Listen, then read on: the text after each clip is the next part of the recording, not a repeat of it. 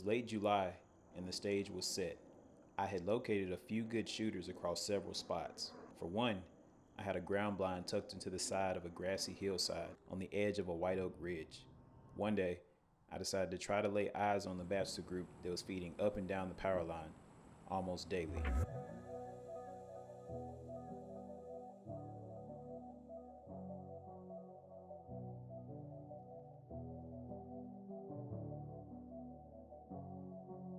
I was sitting on the bottom of the power line, and I was coming up about to I've been sitting there so long, I was like, man, I'm gonna try somewhere else and just try to look for some other deer. And as I'm pulling out, they're all at the front of the property. He's freaking big. See you soon, buddy. What's up, guys? It's opening day of deer season, and I'm feeling like a kid on Christmas morning because hunting season is finally back. Woke up this morning, didn't hunt this morning, and just getting some reps in the backyard, just making sure my bow and everything's good. But I've had a change last minute of something that I'm going to do. I was going to go after my number one this evening and sit on him, but there's another buck that's a really good buck, and I've been seeing him all summer, but he's been consistent all week. And the kicker is he's still in velvet. So the opportunity to take a velvet buck in Georgia is, odds are really slim. They usually all shed out before opening weekend. So it's a really good buck. Was debating on not sitting on him, but man, he's just been too consistent, and I think I can really get it done today. Just rolling up to the spot, about to just get everything ready as much as I can before the evening sit on the velvet buck. Got my tripod, throw in there, kind of set it up at the right height, get my camera, so all I gotta do when I come in is just pop the camera on and that's it. Get my seat in there, make sure it's the right height. Got a really good feeling about this evening. This deer has been consistent, and I think it's super high odds to be a one and done. We shall see. It's game time. Just dropped my daughter off to hang out with her cousins, and now I'm headed to the tree. So getting in there plenty early. It's 3 o'clock right now, and he's been coming out. The earliest has been around 6:30. So that's when I expect it to go down, between that 6:30 and like sunset. So feeling a little anxious. Was thinking I was gonna sit for my number one today, but last minute change of plans, and man, I'm excited about this buck. The opportunity to shoot a velvet buck in Georgia, it's a pretty cool thing. So I just hope he follows the script, and if he does, pray I can put a good shot on him and go ahead and get this season kicked off right. Access to this spot is so A1. Big grown up power line. Just walk right up to the ground line.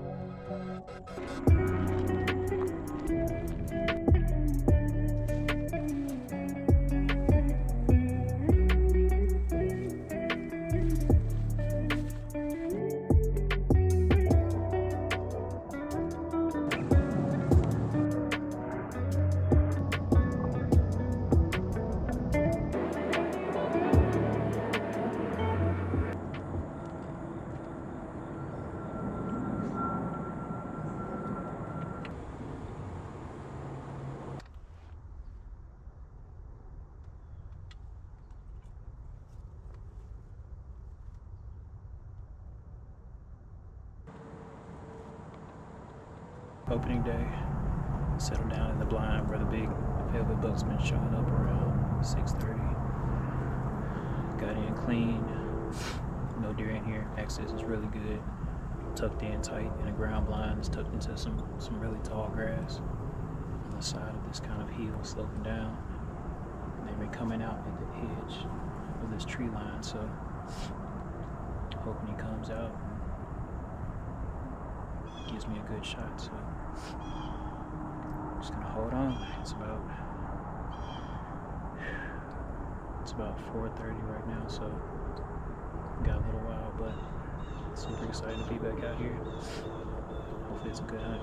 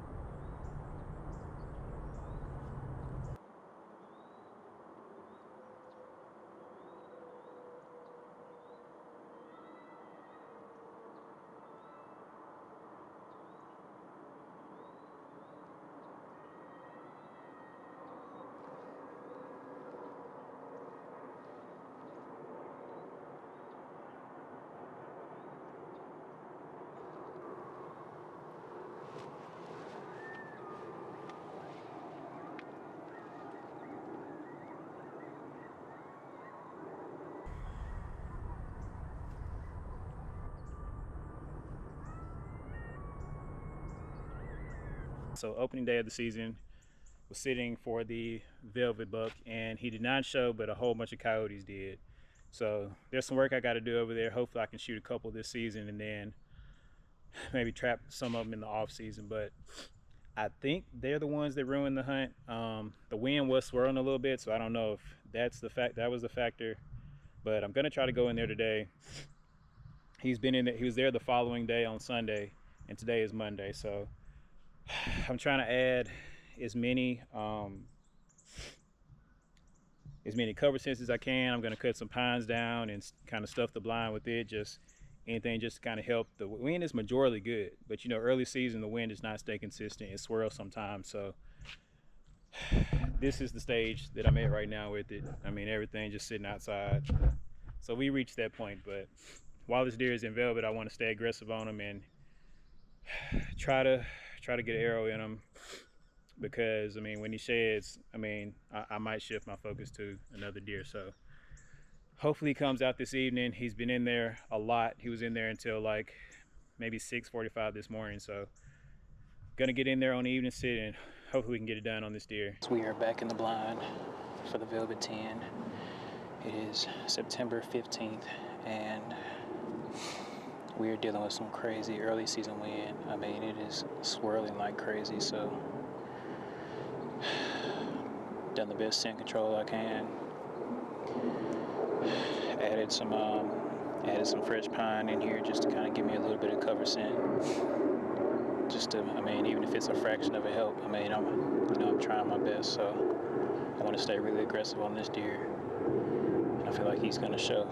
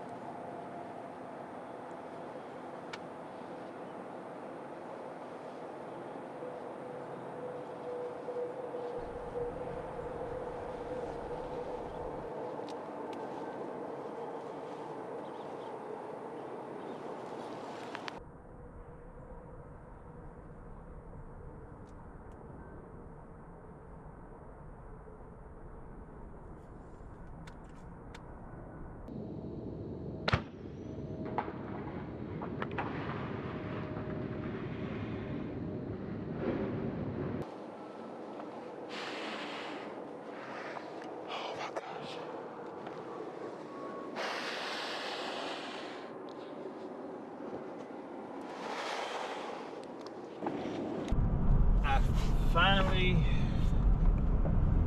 know what it feels like to miss a big buck, and it does not feel good. I'm like literally sick to my stomach. I mean, kind of just at a loss for words. Like, was sure I had it on him. I don't know what happened. I mean, clean over his back, stuck in a log. He didn't even move until he hit the log. That is frustrating as crap. Second sit of the season. He comes in, perfect light. He gave me a shot, 33 yards. And it just, I don't know, maybe I just rose my arm up, I don't know. But shot clean over his back.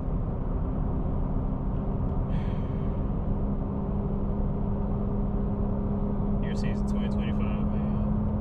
This is how we get started. That freaking sucks.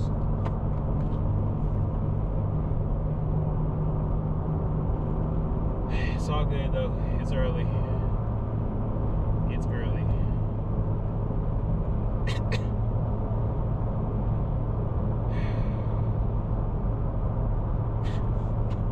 I cannot believe that just happened.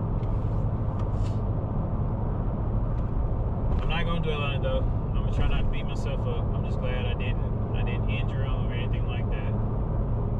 I clean shot over him. He doesn't even know it happened probably. So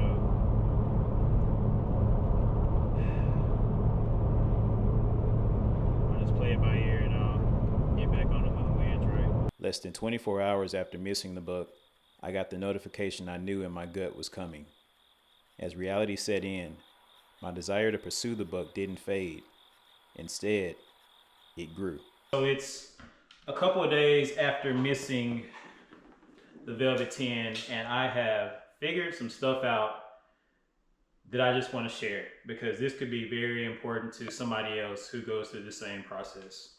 So the past 2 seasons, I've shot dead meat broadheads with blazer vanes, and I've proven over and over and over again that my field points, my practice field points that I'm shooting with match exactly with the old school dead meat broadheads with the blazer vanes. So this summer I made one change to my setup, which is I started shooting these tack vanes. And the craziest thing, I accidentally broke one of my rules, which is shoot the exact setup that you're going to hunt with or shoot the deer with for practice. Even if you ruin a broadhead, it's completely worth it because you want to know 100% what you're shooting is flying exactly how you want it before you shoot it at an animal. So I accidentally broke one of my rules because with the blazers, I had proven to myself over and over and over again that the field points that I was shooting shot exactly like my broadhead. But when I switched to these tack vanes, that's where I messed up. I shot this at 20 yards one time and just kind of like confirmed it. I was like, okay, yeah, it's good. It was maybe a little right. So the other day I shot it and I shot it at 33 yards and it's like flying 9 yards to the right. I mean, as soon as at 33, which is the distance that the deer was at, I shoot and it's just like, phew, and just like flying way right. So that was the solution. I went back to my blazer vanes, which is what I've been shooting every deer I've ever killed with. And it's flying exactly the same, just like it has for the past 2 seasons. So that was the deal. And it's like, man, just, you know, as bow hunters, you try to get an edge, you try to find something that's a little better than what you're using. And it actually ended up making me take a few steps back. So glad that I finally got, some understanding of what happened because, that arrow, like, it was nowhere near where I was aiming. And I was like, man, just trying to figure out, like, did something happen in the blind? Did my cam roll over and hit something?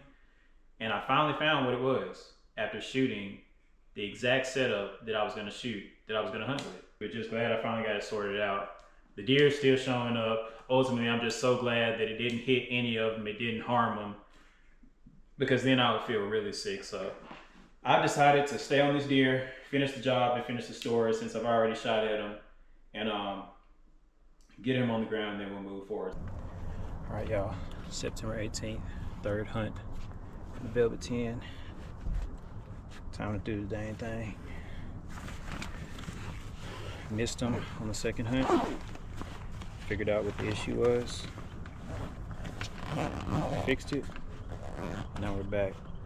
Let's do it the right way. So I'm getting the blind. Expecting to come in here pretty early, so gotta get set.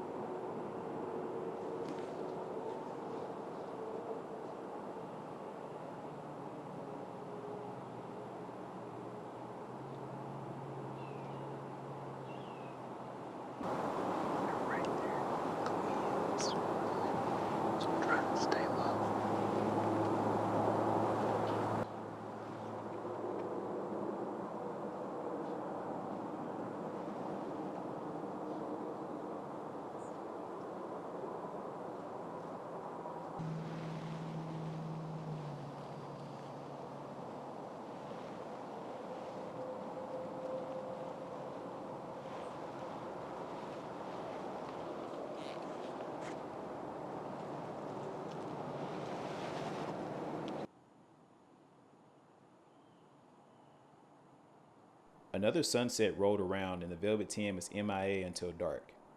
Friday would be the last evening I could hunt the buck until the next Friday. A potential one and done turned into a sit number 4, do or die.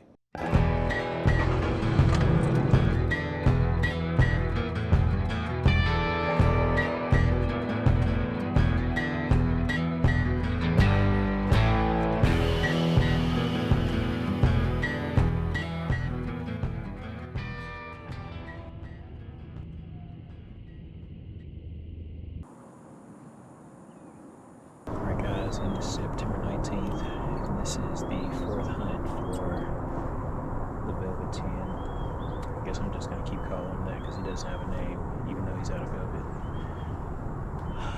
This deer hasn't gone 2 consecutive days without being out here in daylight, so odds feel pretty good. This is probably the best wind I've had if it stays consistent to predictions, so feeling good about my chances. Hoping he just comes out solo to give me less noses in the area. But if he comes out, we're locked and loaded. Gonna put the arrow where it's supposed to be this time.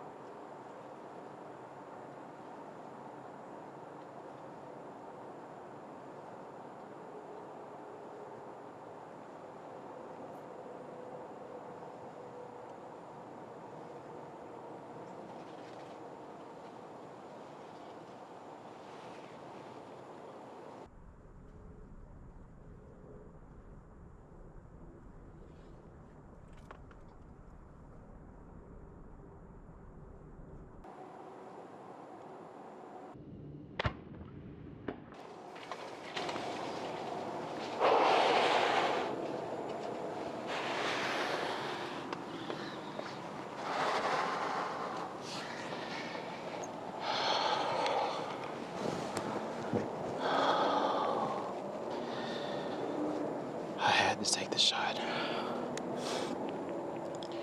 My wind has been swirling so bad this whole time, and it was just going straight towards him.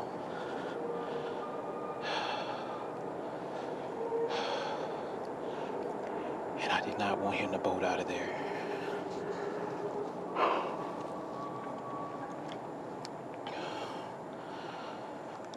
Oh my gosh.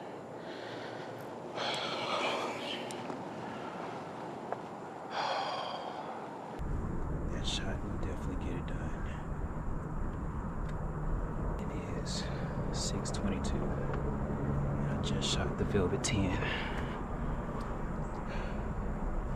It was 1:45. I'm pretty sure I put it like in the shoulder and it stuck all the way in him. I'm just gonna stay really quiet. Hopefully it doesn't go far.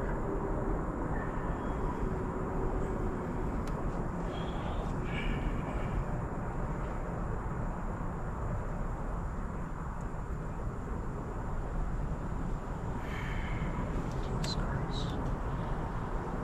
Thank you, Lord.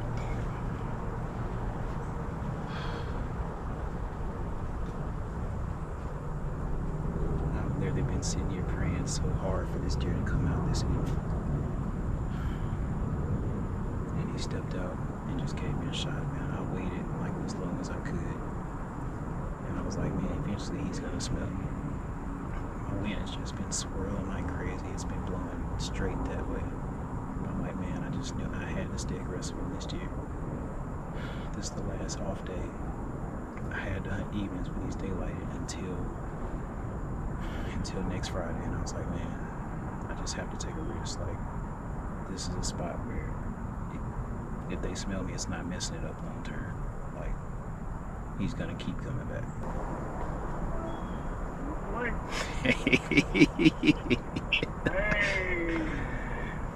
Man.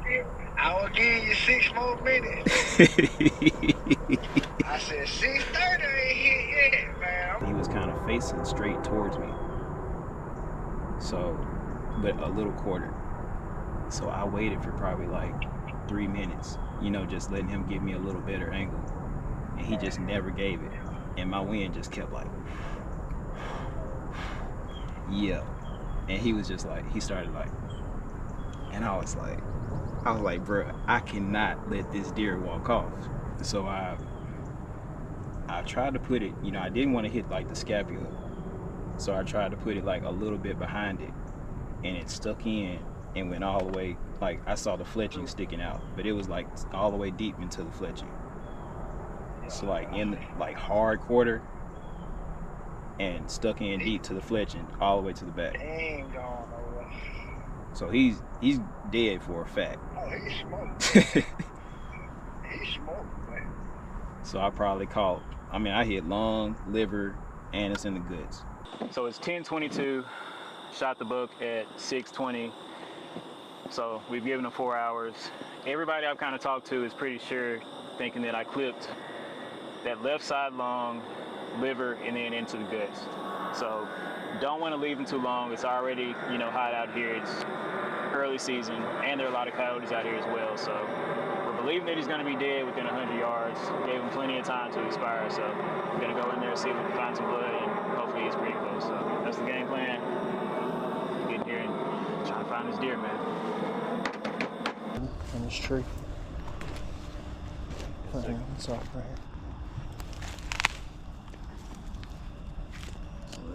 So it went kind of from the start. Yeah. He went down this way.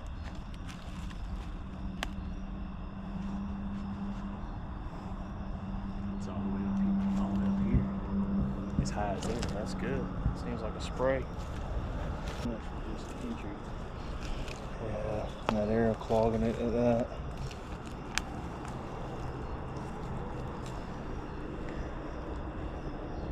The fact that it sprayed from the start is good as far as like, Yeah. if it was straight guts, I don't think it would have done that. Mm-mm. I'm just wondering which direction he went. I would think this way. Yeah. There's some water down here.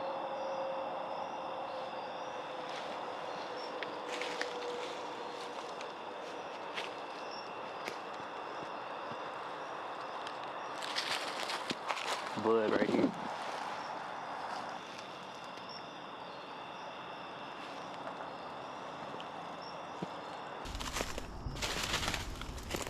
$99%.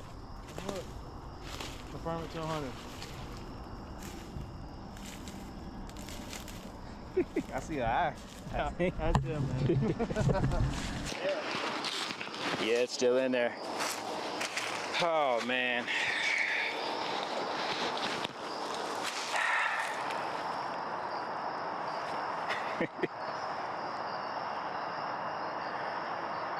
Thank you, God.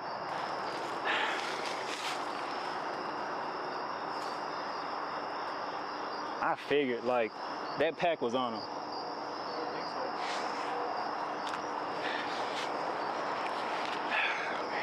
Reminds me of high rise.